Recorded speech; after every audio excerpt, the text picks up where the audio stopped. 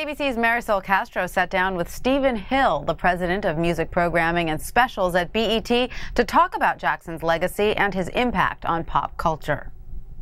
Well, first of all, Stephen Hill, thanks so much for joining us. Thanks for having me. It's been 1 year since Michael Jackson's death. What do you think he will be most remembered for? His artistry, his dedication to perfection, obviously singing, obviously his dancing, and no one mixed the two together ever, I think, in entertainment like Michael Jackson. I think that will be his legacy. There's so many iconic moments in this man's career, but he also had a lot of bizarre behavior. Sure. That unfortunately folks will always remember. Do you think in his passing sort of that bizarre behavior goes away, or does it just morph into something else? You know, I think Paris, his daughter Paris, acted as one huge eraser the moment she stepped up to the microphone at his memorial and spoke purely about how wonderful a father he was. Ever since I was born, Daddy has been the best father you could ever imagine. So I think all the people who had negative things to say about him or anything really thought, I've never thought of him as a father. You knew him as an entertainer, and you know what you saw in the tabloids, but for that young 12-year-old girl to get up and talk about him as a father, I think it changed the way people perceive him from then going forward. What do you think will go down as Michael's best performance? Motown 25, when he did Billie Jean and moonwalked for the first time on a television, in a television show. And the irony is that he thought the performance was imperfect. If you look at it closely, he does the moonwalk, then does the spin and gets on his toes. Yeah. He didn't stay on his toes as long as he wanted to.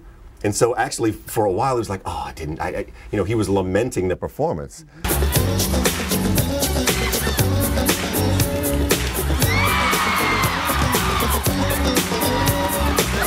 There was a huge hiatus for him in between live performances, and before his death, he was preparing for the This Is It concert. Do you think that that would have been a major comeback for him? Might it have changed the course of his history, or?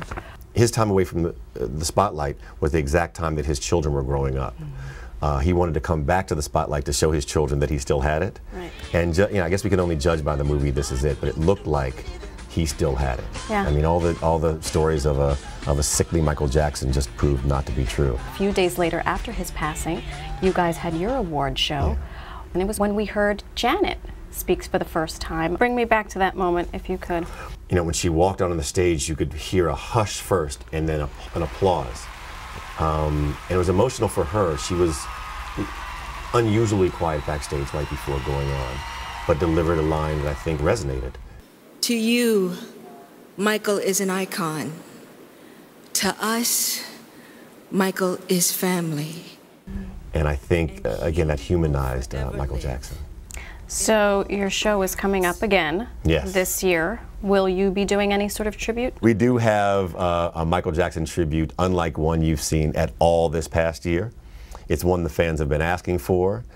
And it will include some of the brothers as well, some of the Jackson brothers. I will give you that. Wow. So yeah, I'm excited about it and glad that we once again get to pay tribute to and honor one of the best entertainers of all time.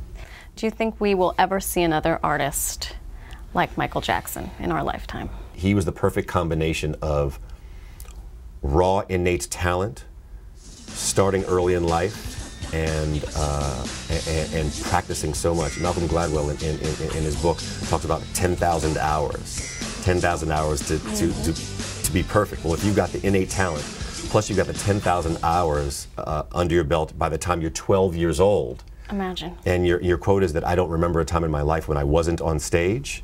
That leads you to a pretty powerful once-in-a-lifetime performer. And I think we've seen it in Michael Jackson. I don't think we'll see it again.